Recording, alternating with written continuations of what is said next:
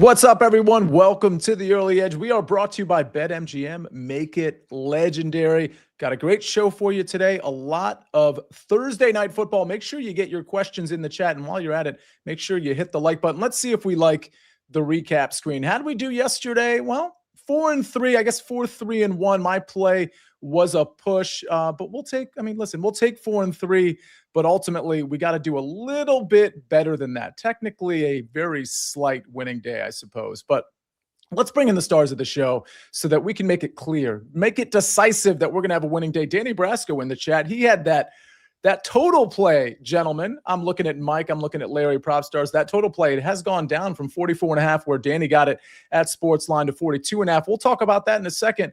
But Larry, how you doing, and how excited are you about this NFC West showdown? We have a dream matchup on Thursday Night Football. Number one offense against the number one defense. Number one seed in the NFC at stake. We got some weather that's coming, and Kevin Roth, who is the authority on weather related to sports betting, came out with an interesting post that I think scared a lot of people and pushed this total down when he talked about the wind. We could have some serious wind gusts, but then he cautioned at the end of his post and said, you know what? The way they design Lumen Field, it may not impact anything, and kickers are the only people that he's worried about in terms of fantasy-wise. So he says the rain is not going to be a big issue, but you do have to watch out about the wind, which he said will be worse in the first half than the second half. Reed 9923 in the chat says weather seems to be a bigger impact on the first half rather than the second half. Mike, you're usually our authority on the weather. We're going to do Fantasy Football Today DFS at 11 o'clock today over on the Fantasy Football Today YouTube channel. And we're always talking about weather when we talk about these games. Talk to me about what you know or what you think about the weather tonight for Thursday Night Football. I am in the camp of minimal to no impact in this game. I think most of the weather is pregame. And leading up to the game itself could carry over potentially into the first half, first quarter. But I do not expect any issues in the second half of this football game at all.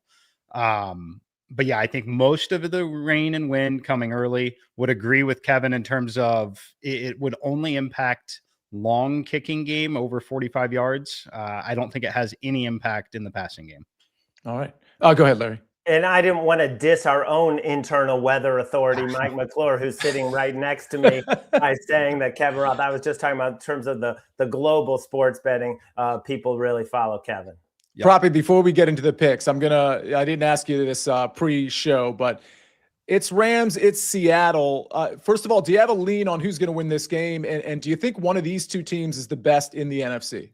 I think that's a great question. I like to look at the Pythagorean win theory, and both of these teams are considered the two best teams in the NFL according to that model. So I certainly think that these teams are the two best teams in the NFL right now.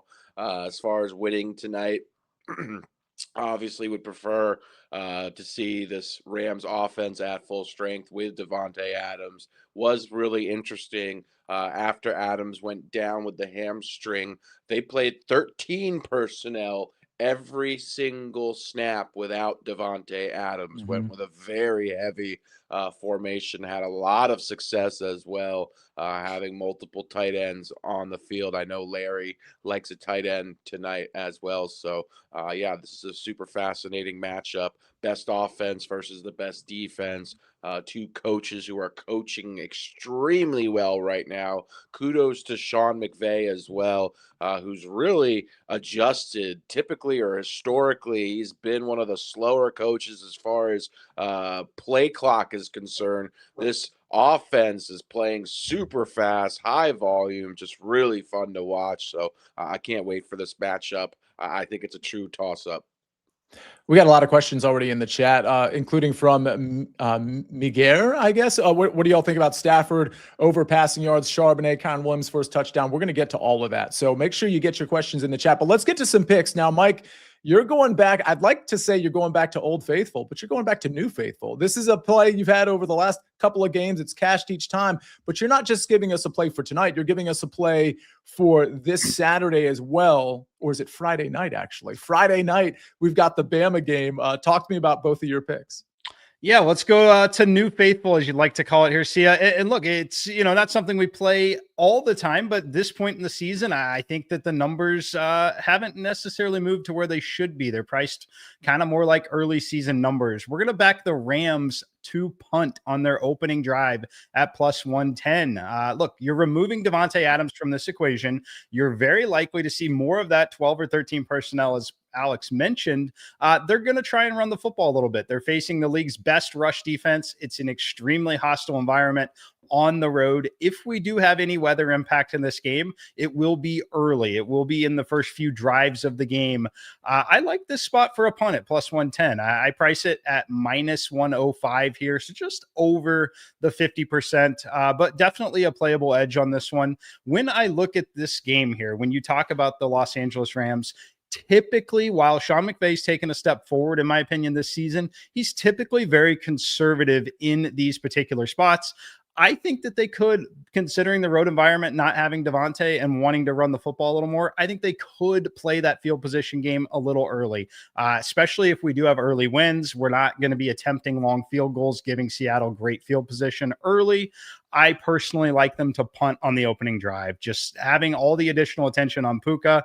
And again, they try to run the football. I think they might have a little success at some point in this game. I don't necessarily think it'll be early when you've definitely got a fresh defense. You've definitely got the crowd involved. And again, short week, life without Devontae is a very, very different story.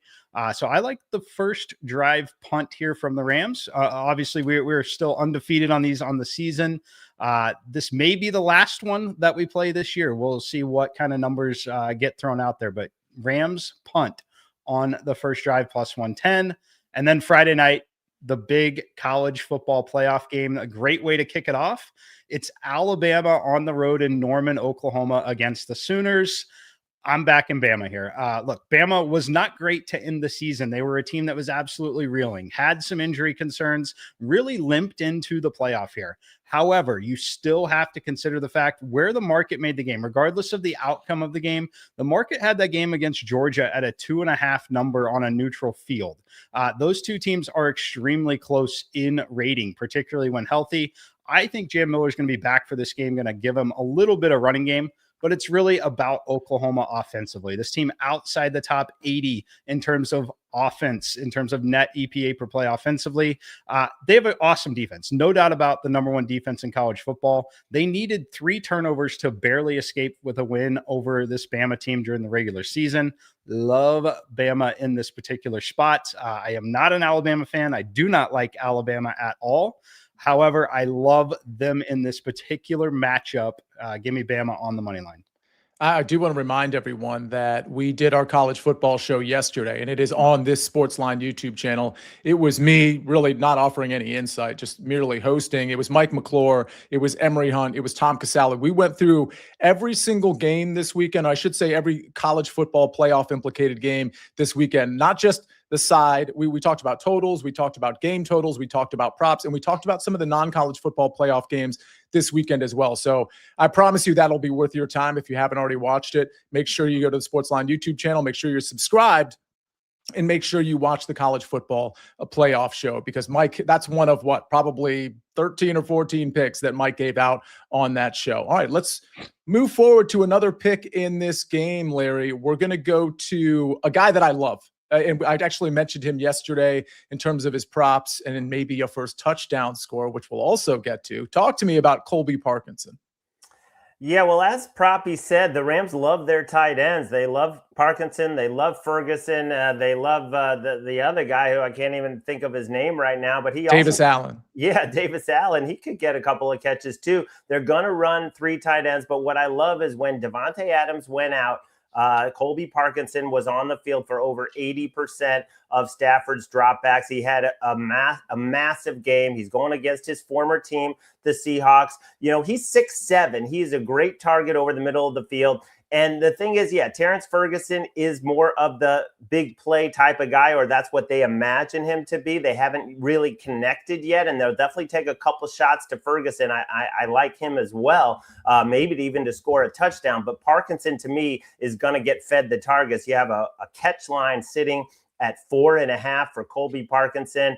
He just went off, big time last week with 7 targets, and it's a good matchup. The Seahawks are so elite defensively, but one weakness, because they will play these guys man to man, one weakness has been the tight ends. I list in my pick on SportsLine all the tight ends who have shattered this number that Colby Parkinson is looking at, and it's a long list. So go back and look at that on the site. But Colby Parkinson, without Devontae Adams, I think we know how the Rams are going to line up, and that's with a bunch of tight ends on the field. And you can't throw every pass to Puka Nacua. Well, that's true. By the way, how tall did you say Colby Parkinson was, Larry? 6'7".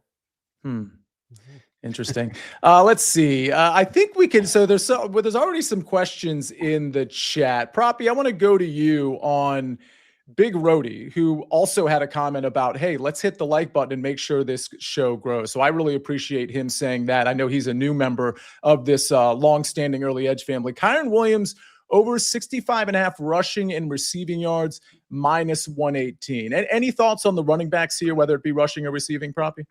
It is a low number, but it is against the best run defense in the NFL.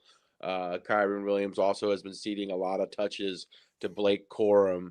I would lean over on Kyren here from a volume standpoint. I think this is a potential spot where he could potentially get a couple extra looks. I think Blake Corum is actually a really good fade tonight. If I were to pick one prop from this game that I like quite a bit, it's fading Blake Corum, who has played well. But if we look at Blake Corum, it's coming on a lot of big runs, and those just simply aren't sustainable. And this Seattle defense does not give up big runs. Also, last time he faced Seattle, I believe it was eight carries for approximately 10 yards.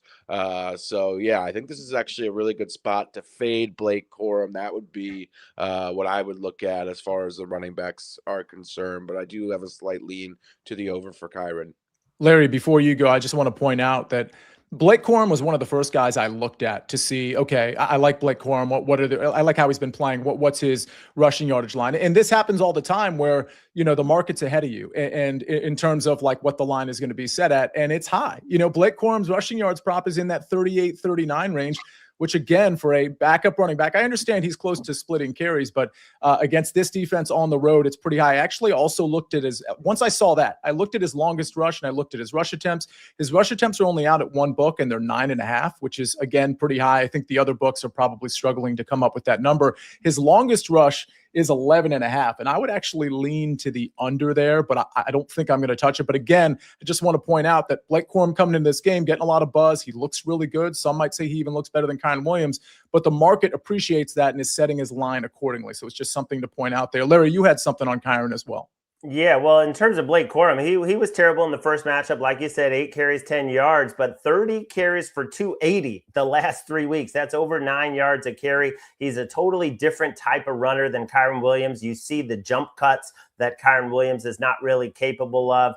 Tremendous vision, tremendous balance. So I think he's another weapon. I like him in the red zone tonight. More than his yardage prop or any kind of volume type of a situation. But I will say about Kyren Williams, go back to that first game. He had 70-plus yards in the first quarter. He had a 30-yard run and he had a 34-yard run. And then on his last 6 carries, he only got 15 yards. And what was interesting was there's this chess match because the Seahawks want to play 6 defensive backs and the Rams are coming out in the jumbo package with 3 tight ends and Puka Nacua. And the Seahawks said, we're going to stay in our DB package. And it worked, basically. After those first couple of runs, they were able to limit the Rams to one of their worst offensive performances all season. Stafford's worst game of the year for sure.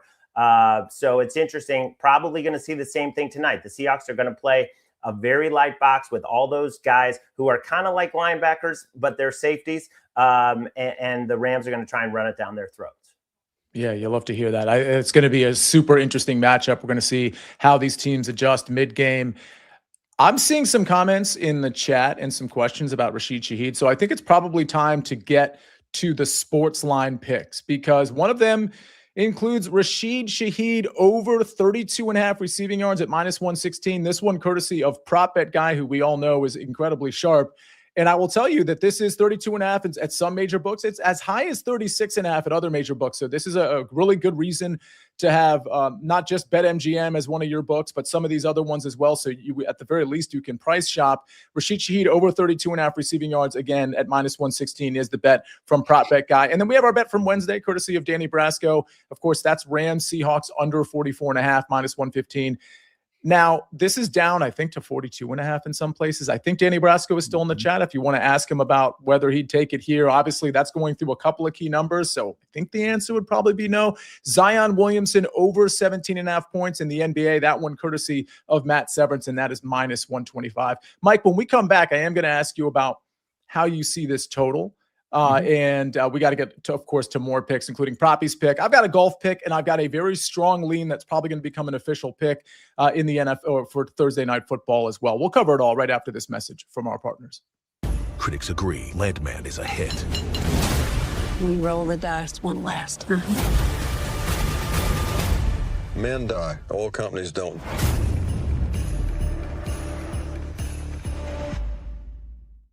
We're back on the Early Edge, brought to you by BetMGM. Make it legendary. I'm looking at our likes. Got a lot of people watching. Only 114 likes. Let's try to get to at least 150 in the next, 2 to 3 minutes. Let's get to 150 likes if we can. Mike, before we get to more official picks, talk to me about what your model or what you were saying about this total. Yeah, so love Danny's look early, getting that best line, 44.5. We talk about it a lot of weeks, 44, 43, the two most key numbers in the NFL. Now that you are under that, if I had to play something, it would be the slightest of overleans, just looking to get a 43, but it would be a very clear stay away from me on a total. If I wanted to play an under still, I would isolate a first quarter under. At 7.5 would be the way I would look at this game. We know that's when the weather's likely to be a factor, and it's just that feeling out period. You certainly can't win the game in the first quarter, but they definitely can put themselves in a very negative position. So considering the stakes of the game, I do expect a little tighter opening quarter. So if I had to play something, it'd be first quarter under, not full game at this point. All right, and Larry, I know you're pointing out that Charles Cross, the left tackle for Seattle, out for this game. We know Devontae's probably going to be out as well, probably for the coming weeks. Anything you want to point out with that offensive line injury? Yeah, well, I mean, they haven't been able to run the ball well, even with him in the lineup. So I don't think they're going to be that efficient, but I think they will try. They definitely want to try. You don't want Sam Darnold throwing 35 to 40 times against this Rams defense, which picked him off 4 times. But that Braden Fisk injury on the other side is very significant as well for the Rams. So that's one I'm going to be watching, but he didn't do anything all week. So, yeah, he's truly questionable. So this leads into my lean quite well. This is only a lean and not an official play because, and Larry, I know you like the quarterback just like me. We like the completions props and the attempts props. So I might bounce this one off of you.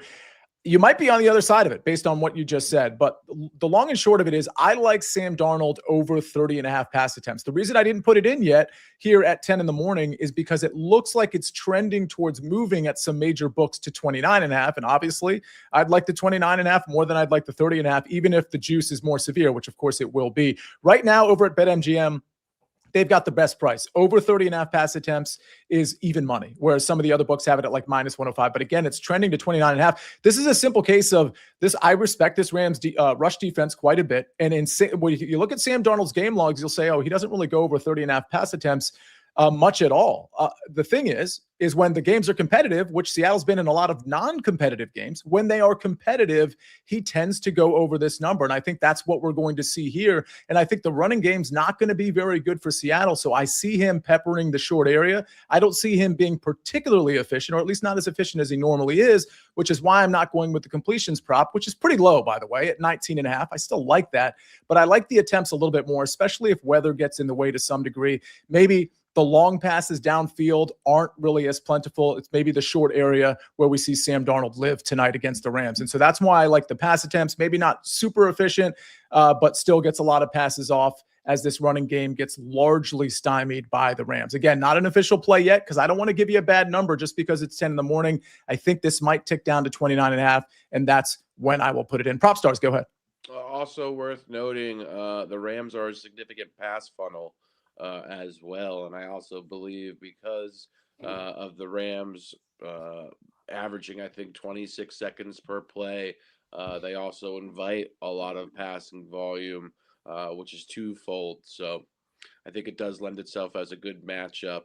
And I do think this game could potentially get really interesting as far as I think this game could be high scoring.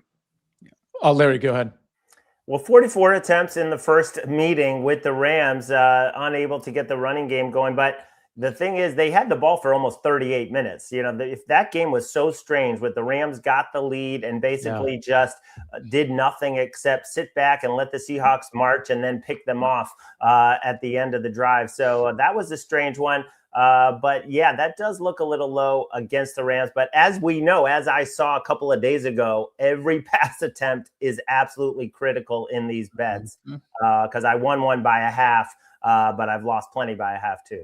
Well, the one you won by a half on Monday, you should have won by 10.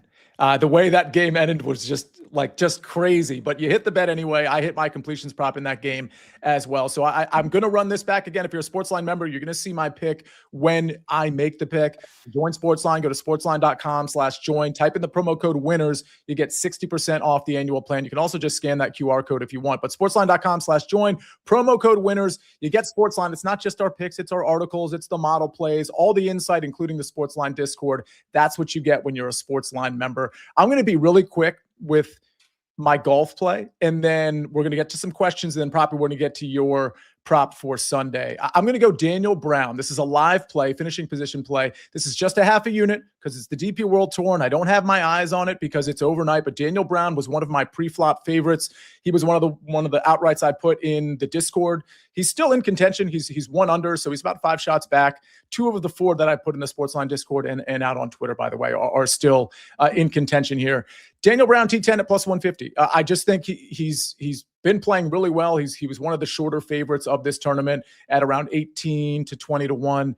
And he played pretty well in day one, and I think he's going to pass a lot of guys over the next 3 days. So T10, including ties, is plus 150. But again, because I don't have full eyes on this tournament, and I've conceded before that I'm not quite as familiar with some of the players on the DP World Tour like I am the PGA Tour. Just a half a unit play. I just like the number of plus 150 on a guy that I think is going to be good for all 4 rounds. All right, let's get to some more questions, Proppy, before we get to your pick. Miguel, 229.5 yards for Matthew Stafford. Who wants to take that one? Larry, any thoughts on Stafford tonight? Yeah, I would lean under, even though it's a really low number for him. I just think they're going to have a run first type of attack. And Seattle, this was his worst game of the year. That was clear in terms of completion percentage and yards, efficiency. So I'd lean under. I do think he's going to throw for, over 200, but I don't think it's going to be as low as it was last time. That was a game script type of a thing where they got up to, I think they were up 14-3 early in that game. And then he didn't do much. In terms of Charbonnet and Kyron Williams, I'll leave that for the other guys. Okay. How about Zach Charbonnet? What was that question on? Oh, there we go. Over 34.5. I guess that's rushing yards. Proppy, any thoughts on the backup running back here? No. Okay, yeah, I looked at Charbonnet. I looked at just like I looked at Quorum. I looked at the backup running back. I don't really have a strong play there. As far as Kyron Williams' first touchdown, we'll get to the first touchdown scores in just a second. Proppy, as we wait for more questions, how about you give out your play on Travis Etienne? All right, yeah. So we are fading Travis Etienne under 62.5 rushing yards. Travis Etienne having a fine season, but he's extremely inconsistent in the backfield. And if you look at his splits, his production is kind of very predictable. He tends to run well versus poor rush defenses, and then he really struggles when he faces top 10 run defenses. And that bodes poorly for him as he's facing Denver this week at Mile High or in Denver. difficult matchup. Denver, very good defensively, as we know. They rank 11th in EPA per rush, top 5 in success rate. So they are a very stout run defense, very disciplined. They tackle well. So for a guy who's a very boon or bust type of runner who gets his runs on big plays, I can see him really struggling in this. I'd make this number between 55.5 and 57.5. I think this will ultimately be bet down under 58.5. So I think this is a very good spot to fade Travis Etienne, who I think is going to struggle on the road versus a very good Broncos defense. As I look at more questions, one relating to Cooper Kupp, which, Larry, I'll bounce off of you. Mike, I do want to ask you, I asked you about the total, but I never actually asked you about the spread or just a winning pick, at least as far as your model says. Is it pretty sharp in terms of what the line is right now? Yes, extremely right there. I have this game essentially a pick 'em. I mean, I guess it makes you want to lean to a team with 1.5. And I think the general consensus is that the Rams are still the better team. They've, general consensus is they have a better coach, better quarterback. I think they're much closer, but I cannot keep. No, I got to go back to the fact that this is a very difficult environment to go in and win a road division game this late in the season. And it's a short week, and Davante Adams does so many special things in really high leverage spots that removing him in a tough game, I think, is a very, very big deal. So I know you guys want to pick. I know everyone always wants a pick. For me, this is one that I simply sit out. I think it's about right where it's at, and it would not shock me at all if Seattle walks away with this victory. Larry, I know you've got to run. Any final words before you get out of here? No, I think it's a great game. I'm going to definitely lean with the Rams getting over a point. To me, they are the most complete team in the league. And Sean McVay, 17-3 in his last 20 in December. Enjoyed it, guys. I will catch you next time. All right. Thanks, Larry. Stafford's got a really good record, Proppy, against these Seattle Seahawks as well. And we know, I mean, listen, I'm pretty much always going to think the coaching edge is with the Rams when Sean McVay is the coach of the Rams. There's maybe a couple of coaches I'd say it's probably even. Any thoughts on this game from a side perspective? It's tough. Fascinating matchup. Yeah, I think these are the two best teams in the NFL right now. I think Mike made a great point, though. This Rams team without Davante Adams, his chemistry with Stafford, and his ability to impact the game, as Mike mentioned, in these high leverage spots. Incredible importance to this Rams offense, which has been truly dynamic, the best offense versus the best defense. So his is a significant loss. I think with Davante Adams, I'd favor the Rams. Just without him, though, I just don't think the offense is going to be nearly as effective. So really tough here. I give the slightest of leans to the Rams, but beating Seattle on the road, the way they're playing defensively, to me, it's just a toss-up. Mike, go ahead. Yeah, I would just say, and that's not me saying I don't think the Rams are good. I think they're the best team in the NFL right now. I think they're the very clear Super Bowl favorite. The best team. We see it in a lot of sports, right? I can make the argument in college football that Notre Dame's one of the best teams. They're not in. The best team doesn't always win in these particular spots. Seattle could win this game by 2 touchdowns and the Rams would still be, the line wouldn't change, right? So I just think this is a bad time and a bad situational spot for the Rams. If they can overcome it, fantastic. They're very clearly going to be in the playoffs either way, very clearly going to be a team you don't want to play in the playoffs. So yeah, it's not me saying that I don't like the Rams and don't agree that they're the better team overall. I just think it's a really difficult situation to walk into on a short week. I think it's probably a good time to get to first touchdown scores. And there are a couple more questions relating to this game that I do want to get to, but I want everybody who's listening to the audio version of this and watching this right now or watching this after the fact, get into the YouTube comments. Let us know who even if you don't know the line, let us know who you think is going to score the first touchdown of this game. Very interested to see who actually hits this. I'm going to go with Colby Parkinson at plus 1,200 Propstarz. Again, just what Larry was talking about. Colby Parkinson seems like an obvious candidate to get some red zone targets, like he was when Devontae Adams was already playing. But without Devontae Adams, it really could be anybody. But I think it's most likely to be Colby Parkinson after Puka Nacua. So I'll take that at plus 1,200 because I do lean slightly to the Rams. But probably I got to admit, honestly, it was between Colby Parkinson. I did consider Blake Corum, but A.J. Barner was the other guy. Talk to me about him. Yeah, AJ Barner having a fine sophomore season, really settling in, becoming an every down player in the offense, has 4 receiving touchdowns this year. Yeah, I've been impressed with AJ Barner. He's good all around tight end. And then him and Sam Darnold tend to have good chemistry. Also, the Rams are a tight end funnel as well. Tight ends have been very productive, particularly in the green zone against this Rams defense. So AJ Barner makes a lot of sense to me.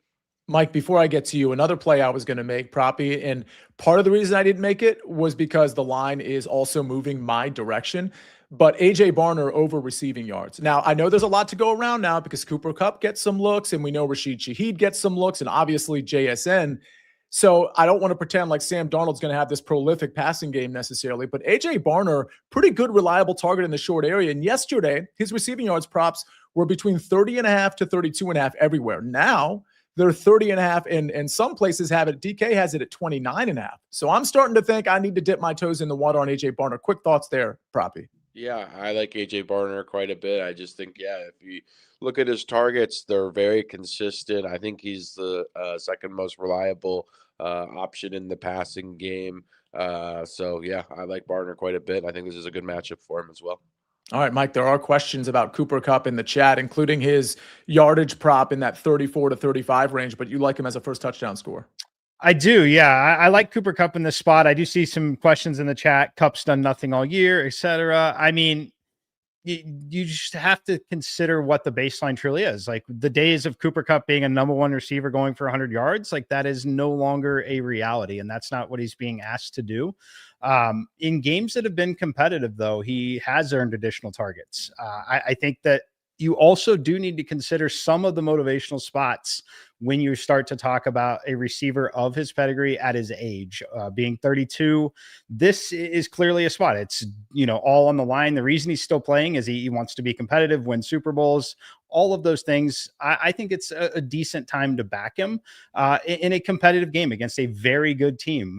When you remove some or neutralize some of what JSN can do, that's when it's going to help a guy like Cooper Kupp. So in these competitive games, we've seen more targets from him. 7 against the Rams last time, 7 last week in a dogfight against the Indianapolis Colts. We saw 9 in a game that they lost to Tampa Bay earlier this season. I just think that the targets will be there for Cooper Kupp tonight, and I think the price point itself is appropriate. What helps this a lot is the fact that Devontae Adams is not there on the other side because of how good he is in the red zone for the Rams. Proppy, talk to me about Cooper Kupp and Rashid Shaheed. Like, any thoughts on who might come out on top there from a receptions or receiving yard standpoint? Again, both of them got 7 targets. I think both caught 5 targets. Shaheed predictably got more yards, had a nice little game. But to me, it's very hard to figure out, what the split is going to be between those two in terms of their production. Yeah, I would agree. I think it's very difficult, especially considering Sam Darnold's averaging under 30 passing attempts per game. And then you have someone like Jackson Smith and Jigba, who is the total engine of the passing offense. So that doesn't leave very many targets besides, his 12 to 14 that he's getting on a weekly basis. I do agree with Mike, though, regarding Kupp. This is why you sign Cooper Kupp, is for a spot like this. So if I were to pick, I will think this is a spot where he's going to be utilized a little bit more than he ordinarily is. All right. Proppy, was there anything else in the chat that you saw that we need to address? How about you, Mike? No, I think we're good so far. Yeah. All right. I think we can get to the recap screen. Just so you know, I'm monitoring both now. I'm monitoring AJ Barner, of course, but also Sam Darnold. And I noticed that BetMGM, maybe as a product of everybody listening to this show, it went from even money at 30.5 to minus 105 just in the last 5 minutes. So maybe my argument was convincing enough for people to be like, hey, I'm just going to take the 30.5. So I don't know, maybe that's a part of it, but other places have continued to kind of, the juice continues to kind of go towards that 29.5 potential. So best game of the year is tonight, says Big Cheesy. It just might be. Let's take a look at the recap screen before we get everybody out of here. So again, I have the lean on Sam Darnold and AJ Barner. The reason they're not in is because I didn't want to give you the bad number. I think they possibly could tick down even more. So if you're a SportsLine member, just lock in and see if I end up putting that play in, which is very, very likely. Daniel Brown, top 10 plus 150, a half a unit. That's a finishing position play overall at the Mauritius Open on the DP World Tour. Colby Parkinson over 38.5 receiving yards, minus 111. That one from Larry Hartstein. Rams first drive punt plus 110. We've got from Mike also Alabama money line at even money. That one Friday evening. Propstarz Sunday, Travis Etienne under 63.5 rushing yards at minus 115. And then we've got some SportsLine picks along with first touchdown picks. One is from Danny Brasco from yesterday, under 44.5 Rams-Seahawks at minus 115. Of course, that has moved. Rashid Shaheed over 32.5 receiving yards, minus 116. That one's from Prop Bet Guy. And Zion Williamson over 17.5 points at minus 125. That one courtesy of Matt Severance. First touchdown scores. We've got Colby Parkinson, Blake Corum, AJ Barner, Cooper Kupp. I love all of these. I think AJ Barner and Colby Parkinson, my favorite of the four here. Well, gentlemen, I think that'll do it. We're down one, actually kind of 1.5 today. We were supposed to have a fuller house. We will, of course, next week, next Monday and Thursday, as we lean into these Thursday night and Monday night games. A lot of content coming your way. Just make sure you're subscribed to the SportsLine YouTube channel and put your first touchdown score in the YouTube comments. Mike, I'll see you with Meg at 11 o'clock on the Fantasy Football Today YouTube channel as we break down the 11-game main slate. We'll talk about props. We'll talk about Mike's top 3 at each position. We'll talk about my cheat sheets. And again, we'll go through every single game in terms of the players that we like. Richard Pierre, Dweezy Dub, Michael, Big Rody, Rick Funcannon, Easy Money Hemp. I didn't think I'd be saying that out loud when I was going to law school, ladies and gentlemen. My name is Sia Nejad. That's Propstarz. That's Mike and Ben on the 1s and 2s and 3s and 4s. Let's have a great night. Let's have a great day. We'll see you next time on The Early Edge. We rest our case.